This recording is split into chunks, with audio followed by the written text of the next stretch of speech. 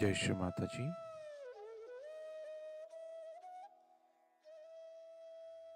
Let us all bow down to Shri Mataji, raise our Mother Kundalini and put Bandhan.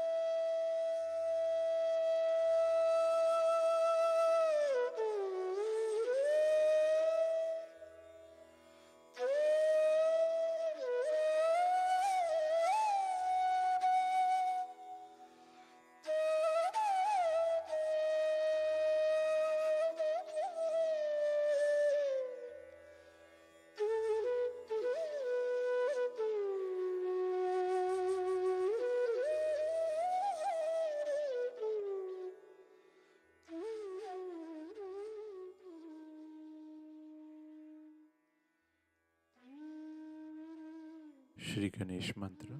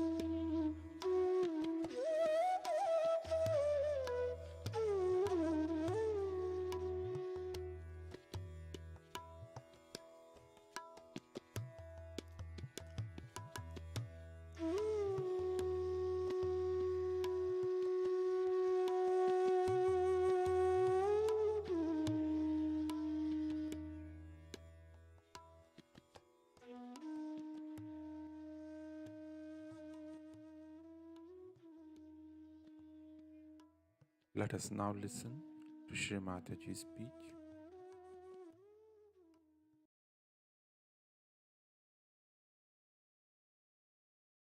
God or his ways and methods. So he said, all right, put that out. Just talk about self-realization. That's the first step. And Mahavira joined hands with him. It helped that time very much. To all the people who were in the name of ritualism, you see, they would say it's very difficult, Hinduism is the most difficult thing. You have to fast on Sunday because of the sun, Monday because of the moon, Tuesday because of the Mars, like that went on and on. And when do you eat your food? If you have to achieve God, then you have to take your bath at 4 o'clock and do this and do that and shave your head, and then you become a sannyasi, and you can't eat this and you can't eat that and you can't do that. All those things, ritualists, they start. But he felt that supposing if you take to sannyasa, so half of your desires are finished. You are a sannyasi, you are doing God's work, and there is no need to have a family or anything. So half of your desires are finished. If you have a family, then you want to do something for the family, you have to look after your family, and all that is to be done. But he did not realize that he was a realized soul, others were not. You see, if a realized soul does that, it has no difference to him. Whether he has a family or no family makes no difference to a realized soul because he is not attached. But to a person who is not a realized soul, supposing he'll give up his car, he'll give up his house, go to the Himalayas. There, what he'll do? He'll have a hut and have a barbed thing around. Then he may think of a Georgian style of a house if he's an Englishman. Because according to them, Georgian style is unpretentious. So we can have, after all, we are sannyasi. That's typical. I tell you, all our Western mind is behaving in that way. If you see that we should be unpretentious, you see, it's very fussy. Is the word they will use. If you put even a little, oh, it's very fussy. They want everything to be plain, bland. You see, but what about inside? Is filled with what? This all bottled up with all kinds of rums, this, that. But the outside should be absolutely bland. The food should not be, if possible, just get it in its natural form. If not, don't have any taste in it. It should be so bland that any guest who comes to your house must starve. You see, all these funny ideas cropped up with that of asceticism. Then we have other people like Shambalas who are going now to Gobi Desert. You see, they thought that this desert is not sufficient. Let's go to Gobi Desert. So they are going now to Gobi Desert. All these absurd ideas came out of Buddhism and also Jainism. Jainis went to the other extreme in vegetarianism because Buddha himself was not a vegetarian. Do you know that? He was not himself a vegetarian, nor was Mahavira. You'll be surprised. Vegetarianism for them was a philosophy. It was not a sort of a thing where you don't eat meat and all. Because Buddha himself died when he went to one of his disciples who was a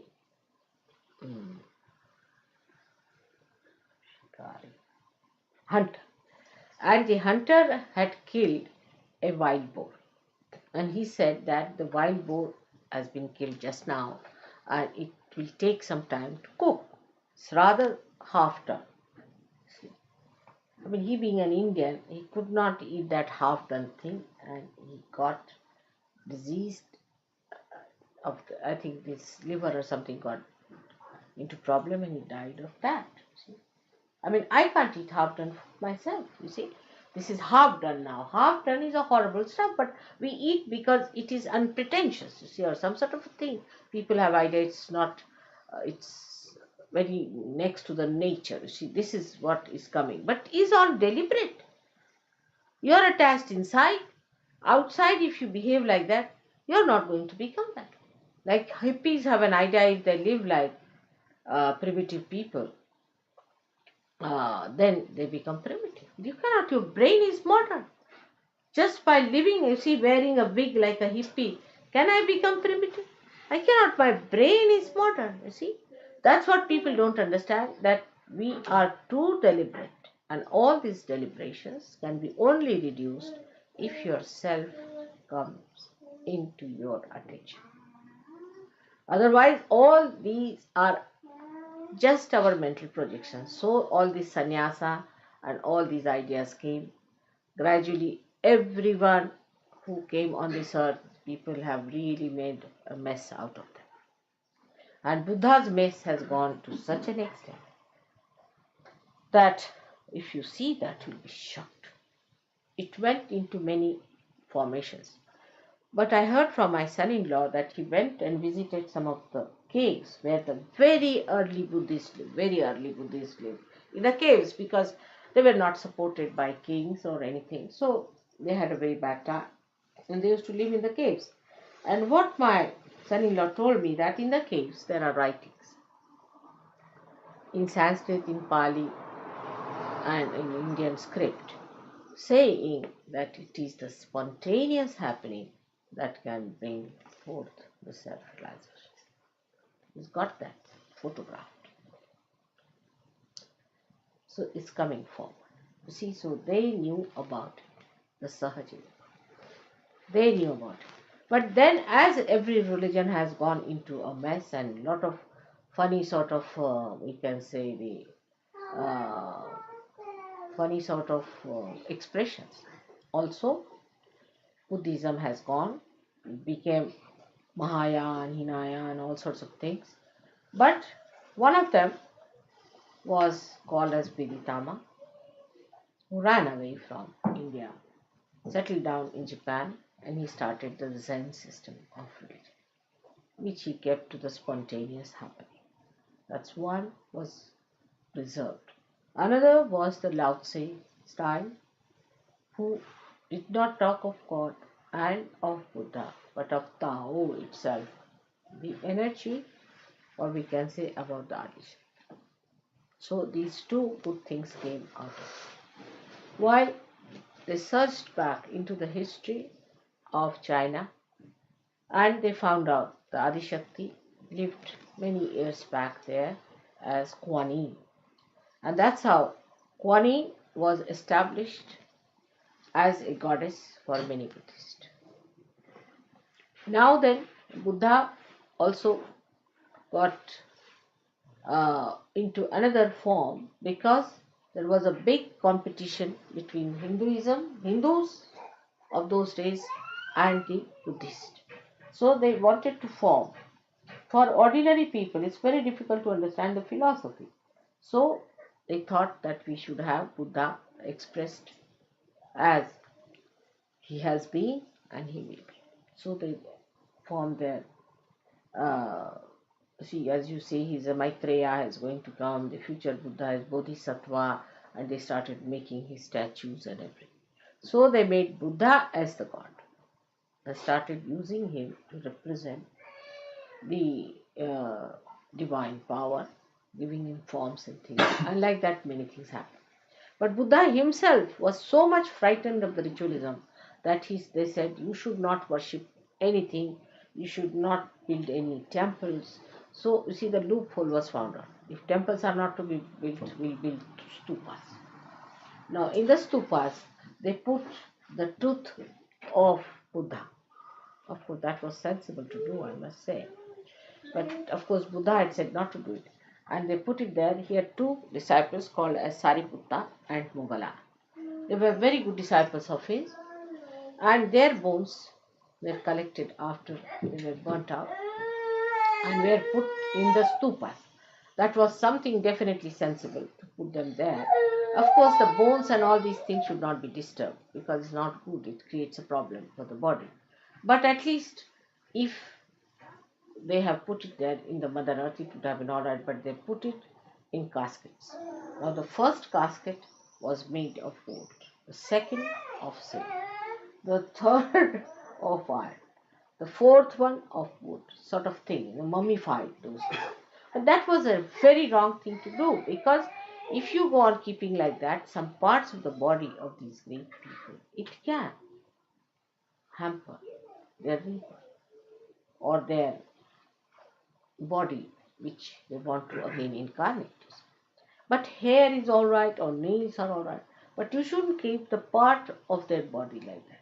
And this kind of thing gave another nonsensical ideas to horrible human beings. What they did, that they thought that if we have to keep some part of the person who died like divine person, why not we cut the hand of someone and like that. So in Tibet and all these places, especially in Ladakh, see, they used to cut the hands of the people when they died, and big ritual for the dead, and then they started going towards the dead. So they started moving towards the left side. Most of the Buddhists moved to the left side, which was absolutely prohibited by Buddha because he is on the right side. He said, cut down your desires. Do the karmas without the desire. This was his idea. Activate your right side without the desire. This was his philosophy. But all of them are left sided. They have desires not only desires, but whatever they do it out of desire. Like the worst is like the Japanese. They think that you can commit suicide in the name of your nation. With this desire, they will commit suicide. To save their country, they can commit suicide. I mean, it is absurd. He said, whatever you have to do, do without the desire, which is a difficult thing for human being. How many there are who are doing it without desire? And whatever we do out of desire. Even at a subtler point. Even when we do puja, we do with the desire that our vibrations will improve. Can you think of a state where it is absolutely desireless? Only one person has that. There's no desire. Desireless. The whole thing is done without any desire, so there is no disappointment. There is no unhappiness. You are going to America knowingly that is going to be a horrible experience. But it's a joke. Just going to see the joke. Without any hope. Maybe it might work out to be something tremendous, but no desire. See, it's so desireless, the whole personality is, that even if I have to desire for something, I have to ask you to better desire because I've lost the sense of desire. So many times I've said, you better do it. Unless and until you pray to me, I can't do it. That's why I ask you, write to me a letter, because you see, I can't desire. I don't do anything. Without doing anything, it is happening. So why should I desire? I really don't do anything. You'll be amazed, I don't do anything, I don't desire anything, nothing of the kind. It's working, I'm just watching it. And you are saying, whether you are doing it, I'm quite surprised. That is Tao. If you read about Tao, it is said that it doesn't do it, but everything works out. So this is what he said, which was all Sahaja, that you have to be desireless and do everything, and he is the one who controls our ego. Because if you have no desire, you will have no ego either. Ego is only built up when you have a desire to do something. That is, you just do it for fun, just for joy, just for doing. Then how will you build up ego? You cannot. Like an artist is painting just for fun and throwing it up. Creating something just for fun. That's what God is. Not with a desire to achieve something. I mean, the desire is so gross, can be extremely gross. It can become subtler and subtler and subtler. That's a good way. But it can be very, very gross also. Like some people can believe that, you see, I should paint it because I'll get so much money. Or I can sell it to somebody who may be the worst man, but I'll sell it because I can get more money. That's absolutely the grossest of all, you see. That you can go to the most sinful things. I mean, I don't know. There can be even worse desires than that. Can be very many. But on this auspicious day, we should not think of them, which are there like that. But minimum of minimum, if we come, just do your puja just for the joy of it. Not with any desire. Just for the joy. I mean, we are doing so many things like that. For example, we enjoy each other's company. Just think of that. We also, yogis, are enjoying each other's company. What's this for? Nothing at all. There's nothing. Just we are enjoying it without any desire. Just for enjoyment's sake, enjoyment. When that purity comes, you see, in our temperament, that we do everything without any desire, we have got rid of our ego. The Buddha is awakened within us. And that's what is the importance of Buddha. That he settled down himself in a place which is the most difficult place. That is on the left side of your head. You see, sometimes I've seen it projects here up to this point, in some people. They get such a terrible pain, pulling it out from there. Can't imagine. So this horrible point, which is so funny, it is sometimes it can blow up like that. You see, sometimes it can pierce through. It's a horrible one, which all of you have developed quite a lot, you see, and it takes its forms in different ways and methods. For that, we have to say Buddham Sharanam Gacchami.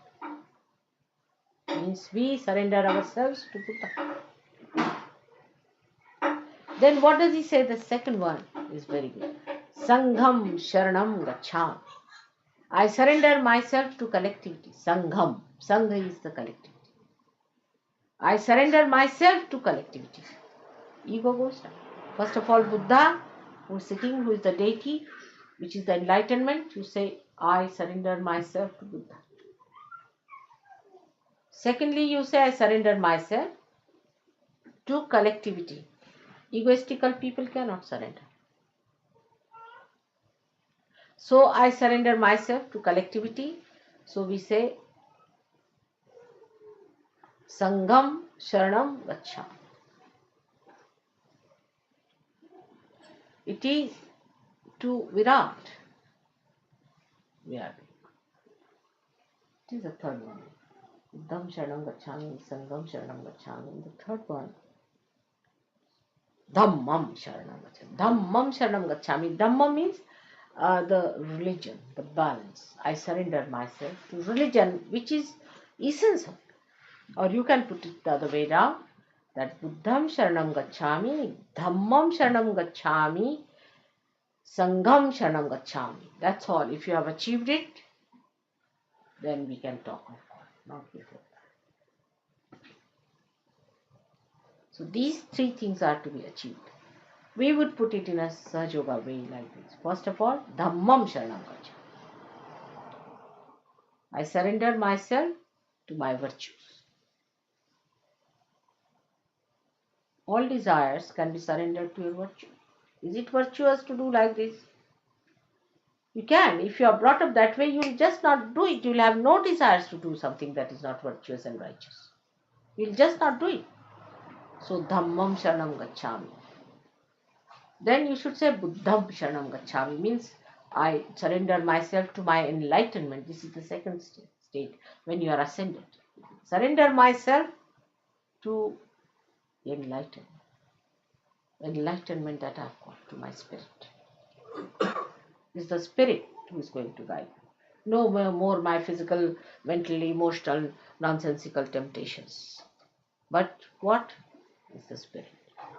And thirdly, Sangham Sharanam Gacchami, to the collectivity, to the whole, to the Virat. This is the way we have to work it out. So ultimately reach the same point, that let me start it from myself. From myself to others, not from others to myself. It's like treating the tree from outside, not from the roots. But Sahaja Yoga treats you from the roots. First you get your realization, alright? Then you learn how to surrender yourself to your dharma. Then you become collectively conscious. Collectivity is a temperament, is a sense of enjoyment that you get in the collective living. Unless and until you have that, you are not achieved.